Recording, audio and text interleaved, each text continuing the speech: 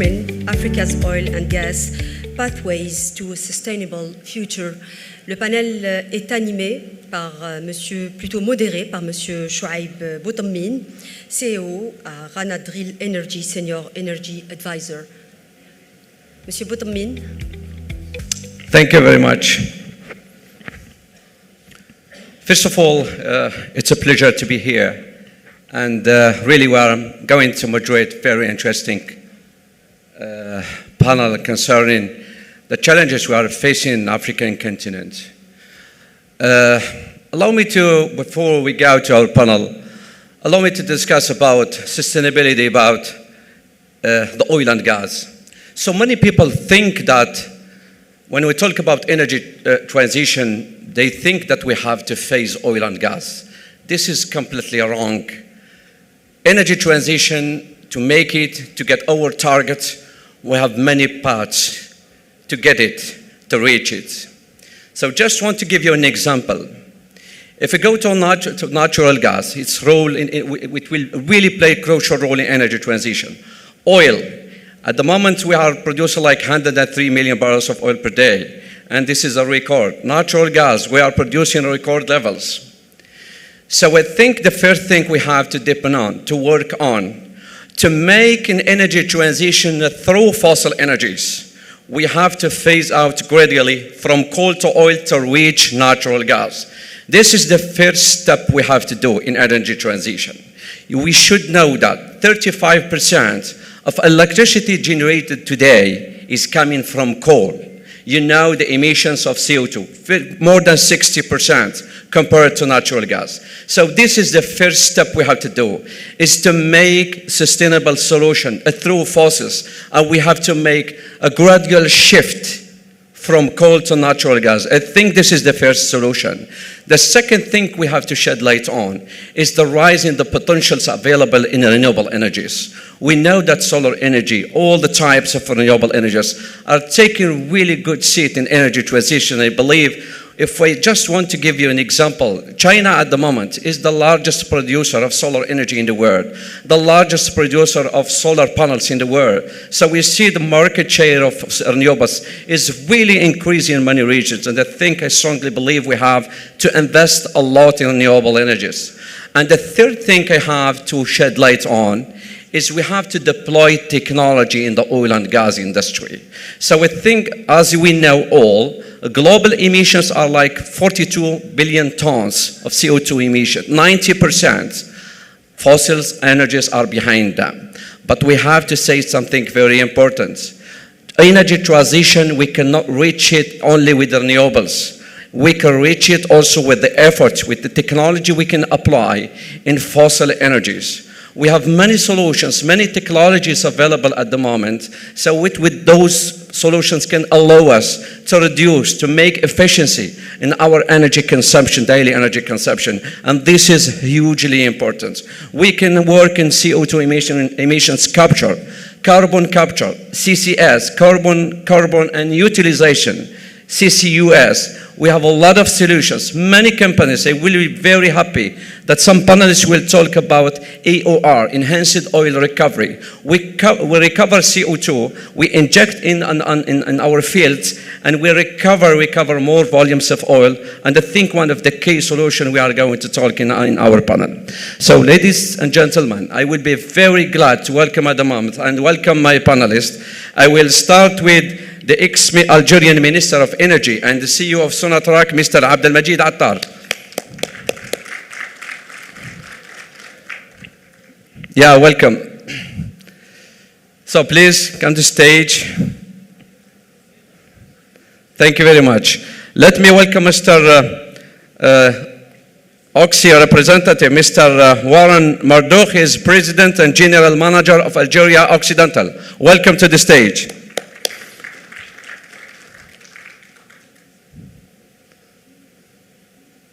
Thank you, welcome. And allow me to welcome Mr. Bilal Kalash. He is Director of Renewable Resources in Sonatrach. Welcome, Mr. Bilal. Myself and Bilal, we were in other events and we shared some panels, we shared some workshops. I really enjoyed working with you. Allow me also to welcome a representative of Sonatrach, Mr. Fouad Saoudi. He is a contract director Central Director of HSE in Sonatrach. So welcome.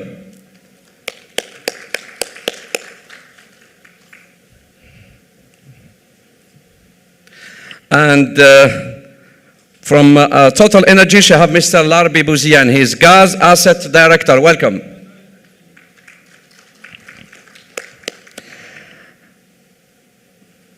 Okay.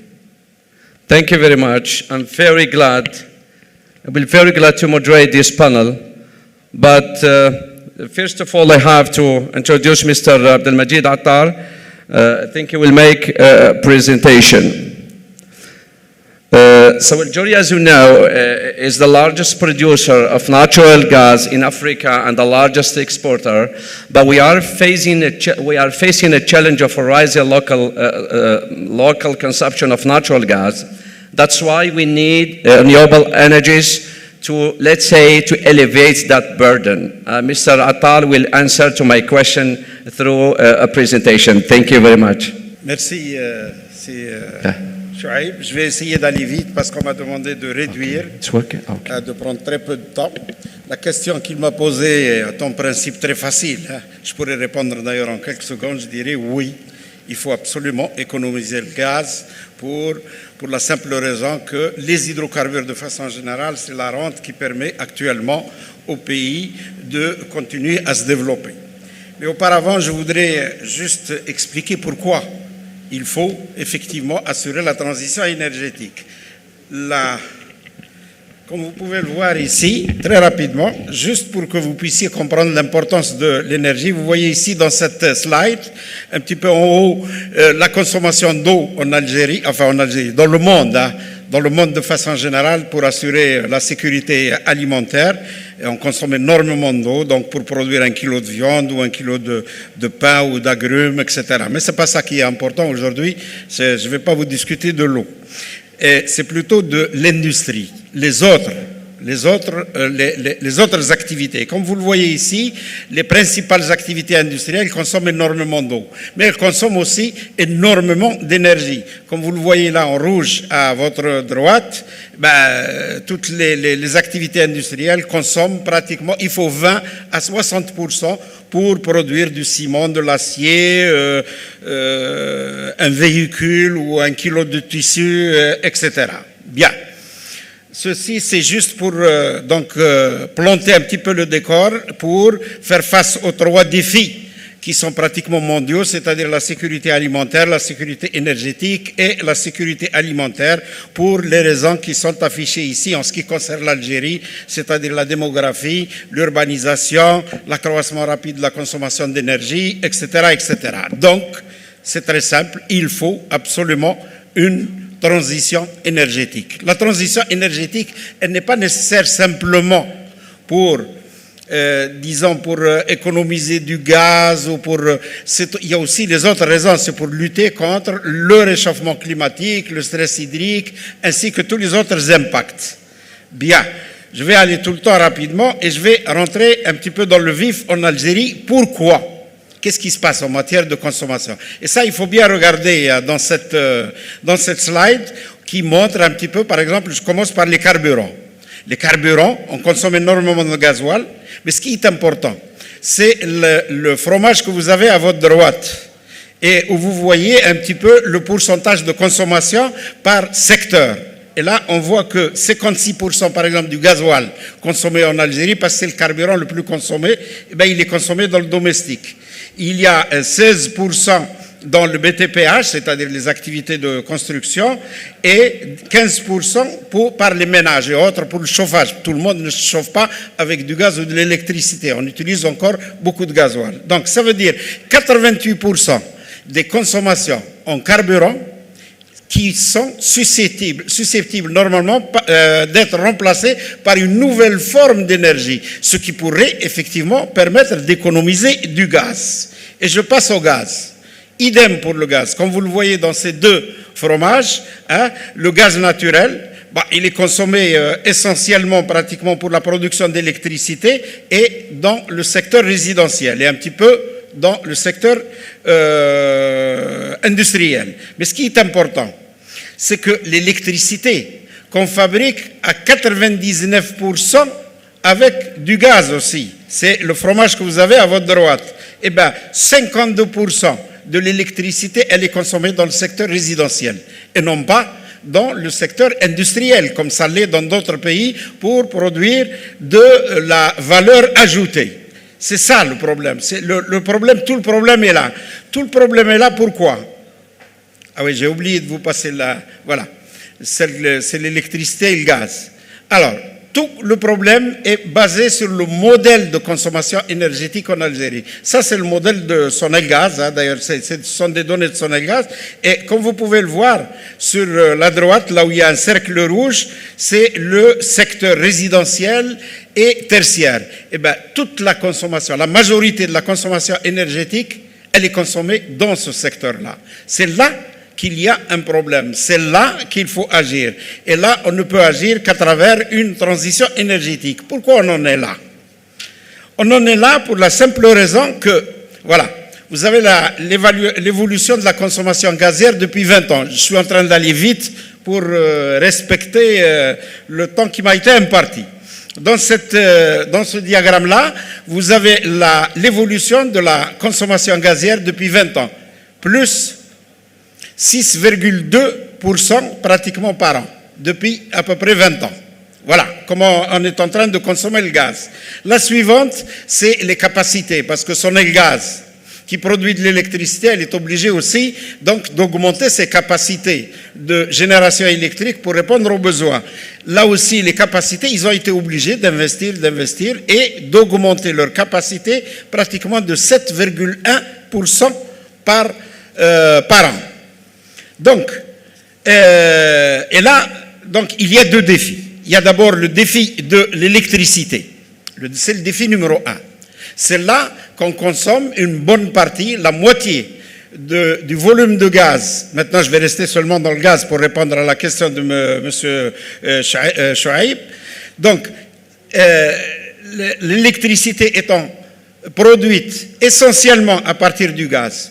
Et si on fait une projection sur 2034, la projection est faite par intelligence artificielle, j'informe tout de suite. Là où s'arrête le trait, ça c'est le passif, ce sont les données de Sonelgaz. Après 2021, c'est des projections que j'ai faites moi-même.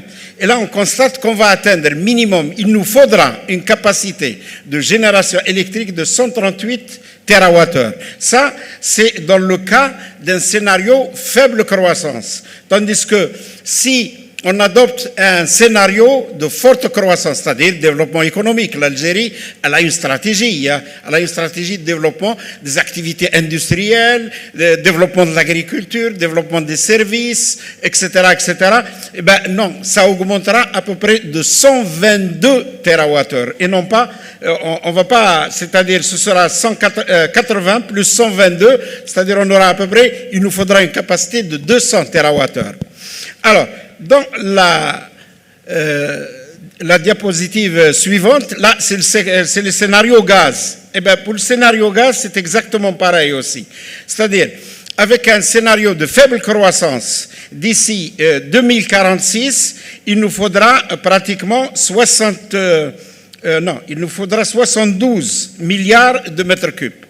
Tandis que si on adopte un scénario de développement, c'est-à-dire un scénario de référence avec développement économique, il nous faudra 85 milliards de mètres cubes de consommation domestique et industrielle, etc. Électricité et tout. 85, c'est pas très loin de la production actuelle. Hein.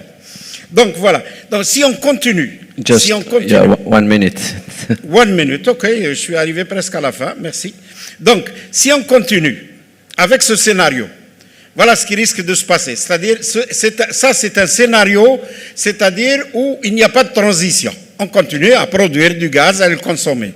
Entre 2028 et 2030, eh bien, ce sera la période c'est la rupture. La rupture de quoi? C'est-à-dire qu'on exportera moins de gaz. Alors que nous avons besoin des exportations parce que notre économie est basée essentiellement sur la rente pétrolière et gazière. Donc, Voilà c'est le truc de la fin, la transition. C'est-à-dire il nous faut absolument. La transition énergétique en Algérie, elle est nécessaire. Il y a aussi la transition économique, bien sûr. Bon, je n'en parlerai pas. Donc, il faut une stratégie globale qui concerne plusieurs secteurs. Ce n'est pas le secteur de l'énergie seulement qui est concerné par la transition énergétique. Il faut surtout, il y a quelqu'un qui a parlé ce matin d'ailleurs d'un vaste programme d'efficacité énergétique. On consomme beaucoup. Il faut réduire ou, disons, rationaliser en quelque sorte notre consommation énergétique par des procédés technologiques nouveaux, par une sensibilisation de la population, etc. Il faut aussi augmenter par 2 ou 3 le programme actuel d'énergie renouvelable. Actuellement, il y a 15 000 mégawatts, c'est ça. Ça va rapporter à peu près 12% des besoins en consommation énergétique en 2035 par rapport à la croissance qu'il va y avoir entre aujourd'hui et 2035. Il y a aussi l'hydrogène vert, hein, il faut en parler. Bon, je sais qu'il y a un programme d'ailleurs de construction de 25 gigawatts en énergie renouvelable pour produire de l'hydrogène, mais il faudra 25 milliards de dollars d'investissement dans ce domaine. Et ce n'est pas rien du tout. Donc, et pourquoi pas le nucléaire, bien sûr. Mais ce qui est très important, il faudra surtout des investissements. Parce que tout ceci, c'est bien beau, on peut en parler autant que vous voulez, mais surtout des investissements. Et là, il faut soit attirer les investissements dans notre pays, soit pour ce qui est du cas de l'Afrique, c'est surtout arriver à attirer, en quelque sorte, à faire une intégration régionale. Il y a beaucoup d'investissements qui peuvent être faits régionalement entre les différents pays. Par exemple, entre les pays du Sahel et l'Algérie, par exemple, il y a énormément de choses à faire ensemble pour diminuer la facture. Et je vous remercie. Thank you very much. Thank you very much. Really, very deep clarifications, and we have to thank you so much for all. And you have been through renewables, but really this is one of the key solutions for energy transition for Algeria, and you have well explained that. So, but one of the key solutions we see now for energy transition is that through the oil and gas industry. And I go to Mr. Warren, welcome again. I don't know if you hear me very well, I don't know. Okay, that's perfect. So one of the key solutions now is how to carbon the capture, how capture CO2. So as you know, 15% of CO2 emissions globally are related to the oil and gas operations.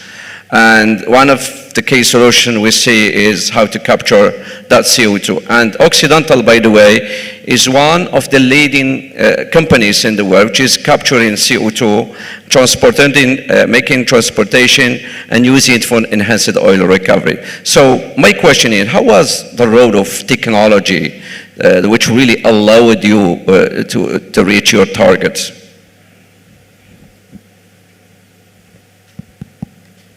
Yeah, it's working, yeah. It's good? Yeah. Okay. So first of all, good afternoon to the panel. Good afternoon to the delegation. Yeah, good afternoon. And appreciate the invite today and the opportunity to participate in this forum. So at Oxy, we've made a strategic goal, and that goal is to lead in carbon management.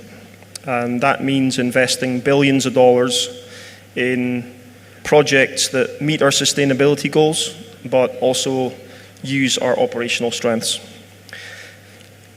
Oxy is no longer an E&P company. We're not an exploration and production company. We're now a carbon management company. So let me first set the scene. The world uses 103 million barrels a day, as you've referenced.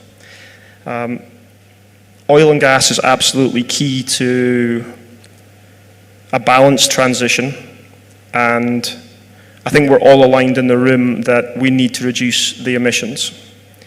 The forecast for this year is just short of 42 billion tons of CO2 from fossil fuels that will go to the atmosphere. And the atmospheric CO2 is already at 430 parts per million. It's the worst concentration on record. But also oil and gas is not a switch. None of us can imagine life without travel, cars, flying, maritime, lights, power, HVAC. It's impossible just to switch that off. So what's Oxy doing about this? So like all good teams, and I'll use a football team reference here, Real Madrid or Liverpool or MCA, we're trying to do the basic things well. And those basic things are to reduce our routine flaring. We have a target of 0 routine flaring by 2030. We're trying to reduce our fugitive methane leaks. We're looking to electrify our assets. We're looking to use more solar power. But this is not enough. I think you are building a facility to capture carbon, which was worked with solar energy, right? Correct. But this is not enough. We know it's not enough. So here comes the billions of dollars of technical investment. So we've made huge investments in direct air capture and CO2 management. And this is not just for technological advancement. This becomes the foundation of Oxy's 2050 net zero targets, and puts Oxy in a strong position to basically be able to produce oil through enhanced oil recovery with captured CO2 from the atmosphere. The future of Oxy is CCUS. So we have direct air capture. What does that do? That removes CO2 from the atmosphere and then makes it available for sequestration. It makes it available for EOR operations, and it makes it available for generating lower carbon products, which includes sustainable aviation fuel. We're building a plant. Once fully commissioned, it will be removing 1 million tons of CO2, the largest scale that the globe has seen. We're also working on a project called Net Power. Now, Net Power is power generation with 0 emissions. So instead of burning gas with air, we burn gas with oxygen, and it produces only CO2. And that CO2 you can then capture and use for enhanced oil recovery. Yeah, so CO2 is really a rising business, is really growing. It's a huge business, and if you imagine emissionless power gas plants, and they can be all across the region, all across Algeria. Beyond hydrocarbons, beyond fossil fuels, Oxy is also looking into lithium, and we are developing lithium extraction technology.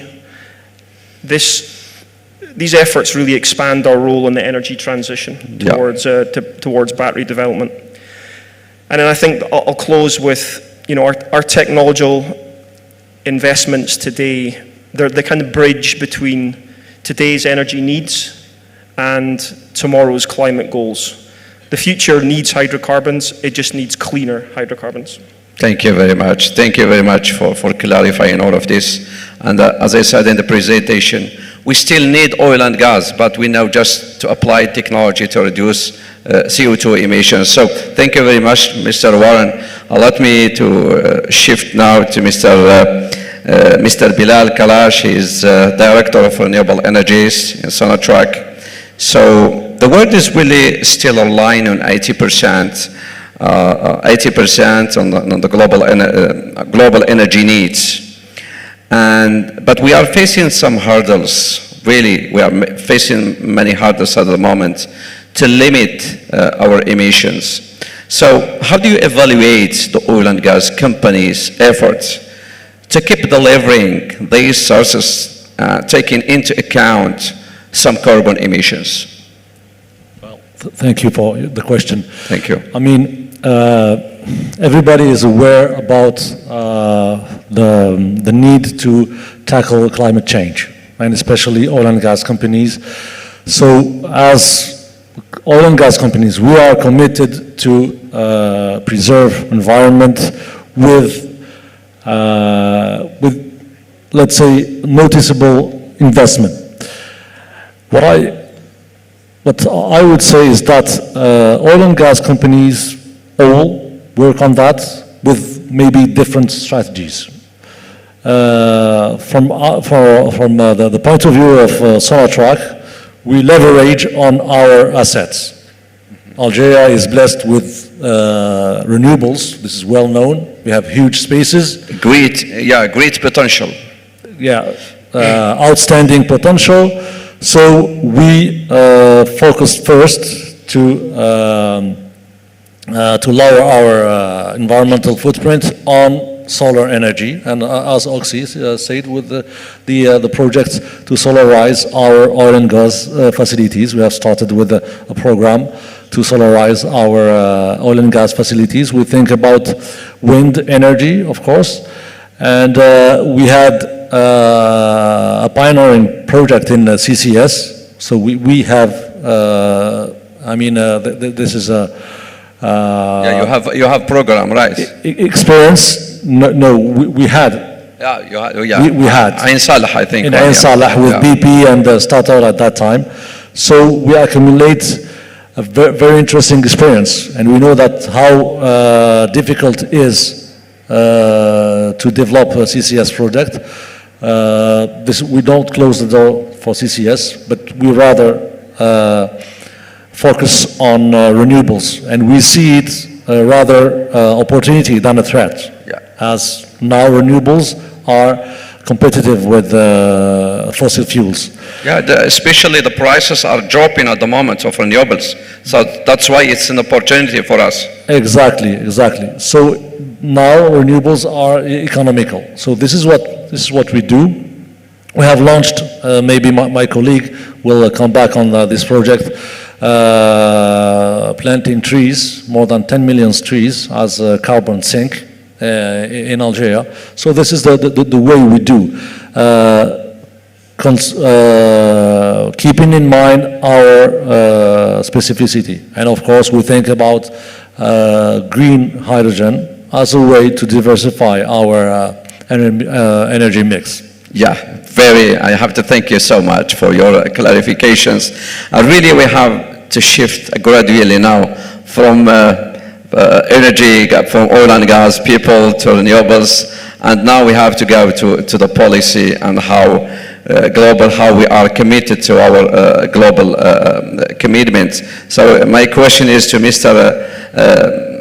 Fouad Saoudi, and I want to ask you about how can you describe or how can you showcase Sonatrach climate policy? I mean, targets and strategic lines of Sonatrach.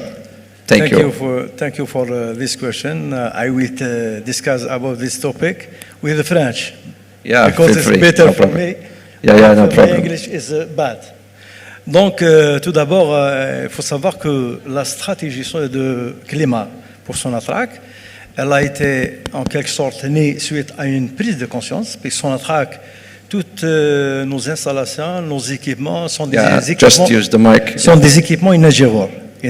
Donc, en plus, il y a les engagements de l'Algérie par rapport à la convention cadre des Nations Unies sur les changements climatiques. Il y a d'autres engagements par rapport à l'accord de Paris. Il y a des engagements par rapport aux objectifs de développement durable. Donc, Sonatrach, elle doit s'inscrire dans cette approche. Il faut que la stratégie qui sera adoptée par Sonatrach soit en cohérence totale avec la stratégie globale et la stratégie nationale. Donc, tout d'abord, Sonatrach, elle est consciente de sa responsabilité à assumer par rapport à cela et par rapport au rôle qu'elle doit assumer contre tous ces impacts environnementaux et ces risques climatiques. And Sonatrach, by the way, put a target to reduce flaring gas emissions to zero by 2030, right? C'est un objectif parmi les objectifs tracés par Sonatrach. Donc, avant d'arriver à ça, donc notre objectif ultime, c'est parvenir à un équilibre. C'est parvenir à un équilibre entre nos émissions de gaz à effet de serre et les absorptions de carbone, soit des absorptions naturelles, soit technologiques au cours de la deuxième moitié du siècle. Donc par rapport à cela, la stratégie tout d'abord pour rappeler de Sonatrach s'inscrit dans ce cadre, c'est dans le cadre des objectifs de développement durable. dans le cadre de la Convention cadre des Nations Unies sur les changements climatiques et l'accord de Paris auquel l'Algérie a adhéré et a ratifié. Donc, notre stratégie, pour aller à la stratégie, la direction générale, le top management, a signé cette stratégie le 22 juillet. C'est un engagement de top management. Le 22 juillet 2024 a été signé et qui a été consolidé par la suite par la signature le 31 octobre 2024 par la politique HSE. Donc, dans cette politique, Sonatrach a réitéré son engagement pour développer des programmes de mise en œuvre de cette stratégie qui a été adoptée le 22 juillet 2024. Donc, pour ce faire, Sonatrach a tracé un plan de travail, un plan d'action, et ce plan d'action a été échéancé, a été priorisé. Nous commençons tout d'abord par la maîtrise énergétique, puisqu'on a vu qu'à travers les différents diagnostics qui ont été faits au niveau de nos installations et à travers les diagnostics faits à l'échelle nationale par l'APRU, l'Agence pour la promotion et la rationalisation de l'utilisation de l'énergie, donc on a vu qu'il y a un gisement d'économie qu'on peut, c'est-à-dire l'utiliser. Tout d'abord, nous commençons par l'amélioration de l'efficacité énergétique. En deuxièmement, c'est la réduction des émissions de gaz à effet de serre. Ensuite, on va aller vers soit le méthane, soit les GES. Et le renforcement de l'intégration progressive des énergies renouvelables, c'est tout un plan. Et enfin, c'est le développement de solutions qui nous permettent à séquestrer et de capter le carbone, soit naturellement, à travers le reboisement, ou bien le boisement par la plantation de 420 millions qu'on avait annoncé ce matin, 420 millions qui couvrant 520 000 hectares sur 10 ans à venir, les 10 années à venir, et pour $1 milliard. C'est là en général la stratégie de Sonatrach et les axes stratégiques à entreprendre. Yeah, thank you very much. And I know that Sonatrach is making a great effort to lower CO2 emissions, and one of them is to plant 420 million trees to capture CO2, and this is a great solution. I think we'll participate to reduce and capture carbon. So thank you very much, Mr. Fuad. Allow me to go, Mr. Larbi. Many companies now, oil and gas companies, are investing to lower CO2 emissions. This is a priority, one of the main priorities, I believe, at the moment. But here we have to talk about R&D, research and development. So this is a key solution to reduce those emissions. Tell us what Total Energies is doing at the moment in kind of R&D to lower these emissions. And do you have some solutions here in Algeria? Thank you. Yes, thanks a lot for inviting us here. Thank you. We are very pleased to be here. I think we heard the urgency of putting in place solutions. We heard different solutions implemented based on the assets that the company has. Definitively, within Total Energy, we are looking to reach carbon neutrality by 2050. This is the message since many years now. We are going to. For sure, there is different solutions to get there. There is a panel of solutions, and this is a combination of these solutions that will help us to reach that target. I will remind, just before to list some example, 4 pillars to get this target. First, solutions exist, but they need to go further. Hydrogen, even the renewables to make it fit with the applications and so on. We need research and development, and within Total Energy we are investing every year almost 1 billion with 3,500 researchers in 18 seats. Then it's a huge investment to get ready for this neutrality. And do you have some solutions lowering carbon? We have solutions. The thing is, to reach these solutions, you have to have a methodology. You have the research. You have as well the right partnership. You cannot do that alone. You need as well to develop that in a large-scale project. You need to implement these new solutions as well, and you need a roadmap. You cannot reach the target just by adding some solutions. You need to know how you will reach there. In Total Energy, the idea is to reach 50% all renewables by that time. And the other one will be 50%? 50% will be by 2050 only renewables with some addition of LNG to make it work night and day. You know, to reach there, we heard about the renewables. Today we are around 26 gigawatts within the company in 2024. Next year we reach 35, and by 2030, hopefully we will target 100 megawatts. Then it's a huge investment, almost 5 billion per year. And really we are very willing to develop that in Algeria because the area is adapted for it, and we have developed several projects in the US where you combine wind, solar, and what we call combined cycle gas turbine. With this, you can offer a solution that can work 24 hours a day, and this type of solution can definitively work here in Algeria. Here in Algeria, we are developing a 5 megawatt small project, but the idea is not only in big project, it's also to create a kind of momentum for people to make it as easy as possible.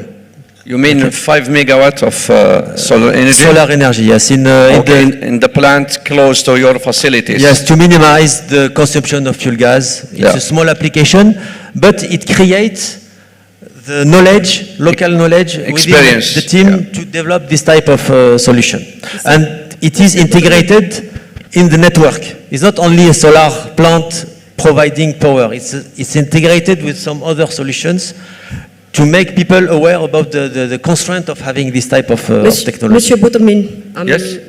I think I will ask you to summary because we have 5 minutes left. 5 minutes? Thank you. Yes. Why? No problem. We'll make it quickly, no problem. I'm just joking. Okay, thank you very much. I promise I will come back to you very quickly. I go, Mr. Attar, please, can I just ask you very quickly, what's the role of Algeria, regional role c'est quoi le rôle de l'Algérie, le rôle régional de l'Algérie, surtout en Afrique, parce que comme vous le savez, l'Algérie est le plus grand producteur et exportateur de gaz naturel en Afrique. Mais comme vous le savez, il y a des projets régionaux. Il y a un projet TSGP qui vient il est en cours d'étude, je crois. Alors, comment vous constatez, comment vous estimez le rôle de l'Algérie régionale en matière de gaz naturel?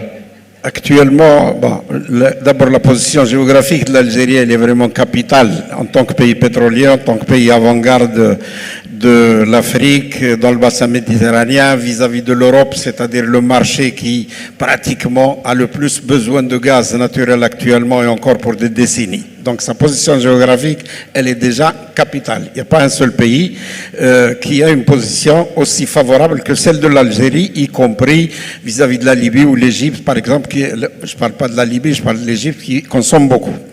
Maintenant, vis-à-vis de ce qui est, les pays subsahariens et les autres pays africains, comme vous le savez, le gaz en ce moment est en train, les réserves en gaz qui sont en train d'être découvertes, elles sont très importantes. Les nouvelles réserves, en dehors des réserves du Nigeria, et je vais venir au gazoduc, dans l'Afrique de l'Ouest, Mauritanie, Sénégal, qui ont fait des découvertes extraordinaires, beaucoup de bien pour le pays, la Namibie aussi, avec des réserves qui ne sont pas encore développées. L'Afrique de l'Ouest est en train de devenir plus importante en matière de gaz que l'Afrique de l'Est, qui est destinée vers le marché asiatique. Voilà. Maintenant, tout ce gaz-là, l'Afrique peut le consommer, et elle peut aussi l'exporter. Okay. Comment l'exporter? Yeah, just quickly. La meilleure solution, c'est le gazoduc qui traverse pratiquement, qui vient du Nigeria, traverse le Niger, l'Algérie. À la porte de l'Algérie, nous avons pratiquement toutes les infrastructures d'évacuation. Il y a les gazoducs, il y a les centres de dispatching, il y a les ports pour aussi bien liquéfier que pour exporter par gazoduc, etc. C'est-à-dire que c'est un projet, moi je dirais que nous sommes en retard. Voilà. On aurait dû le Ok. faire il y a longtemps, et il faut le faire. Très gentil, merci. Thank you very much. Thank you very much. Quickly, Mr. Warren, Algeria is targeting to produce 200 billion cubic meters of natural gas in the upcoming few years. How can Occidental participate in this project?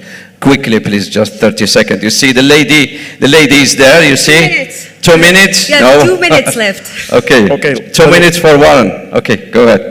Let me take 30 seconds then. So, 200 BCM a year is it's a lot of gas, okay, a lot of energy, but I think it's achievable. If that's the foundation of the country, then when you add capital investment, technology, operational experience, partnerships, and commitment to sustainable development, then that's how Oxy basically adds the key building blocks. So the how. How are you going to get there? Subsurface innovation, utilizing 3D, HD seismic. You're going to have definitely need exploration investment success, unconventional expertise. You know, Oxy can bring 20 years from the Permian to Algeria. It's fully transferable. Today we're drilling 20,000 feet laterals, 4 miles in a day, right, is a record. It's a remarkable feat. And then enhanced oil recovery with CO2. So I think if you take all of that technologies and you couple it with local enrichment, then we look forward to assisting Algeria in the future, both in mature fields and new fields. Oxy is well positioned to be a long-term partner in Algeria for future sustainable energy needs. I think it's exciting times, it's a great opportunity, and let's turn the ambition into reality and achievement. Yeah, Thank you. Thank you very much. Thank you very much. Quickly, Mr. Bilal, you know that oil and gas is not about energy. It's not only, they are not only energy resources, they are sources of petrochemistry. So how do you see development of this Monsieur in Botomine, il Algeria? ne nous reste plus de temps. Je pense que ça sera la dernière intervention. Now we Vas-y, have to monsieur. give them the right, Il ne nous everyone. reste plus de temps. Là, vous avez débordé. Sorry? Vous avez débordé. No, but what's the problem? 1 or 2 minutes? Il y a d'autres panels. But Il y a d'autres panels et ça Okay. serait bien de respecter le temps quand même. Okay, go ahead. Merci. Quickly, thank you. Very quickly, Sonatrach is a big player in petrochemistry. We do that to catch more and more added value. Of course, we have investment in Algeria, also abroad, in Spain, in Turkey, and we intend to develop again our petrochemistry in ammonia or in other products. And in fact, we could improve lowering the carbon footprint by energy efficiency and also thinking about green hydrogen, which can be a substitute to natural gas in producing ammonia, green methanol, green sustainable aviation fuel. We had a memorandum of understanding to produce green steel with Tosiali and Hike. Yeah. Thank you. Thank you very much. Last word, please. Last word, oui. About 5 seconds. D'accord. Okay. Donc, pour conclure, par rapport à la stratégie du groupe Sonatrach, cette stratégie ou l'atteinte de ces objectifs s'appuie surtout d'abord un investissement lourd. Investissement, cela veut dire des modifications, des études de faisabilité, des installations nouvelles, etc. Il y a également le renforcement des capacités. Il y a le transfert technologique, puisque c'est nouveau pour nous. Il faut que l'autre partie nous transfère la technologie, etc.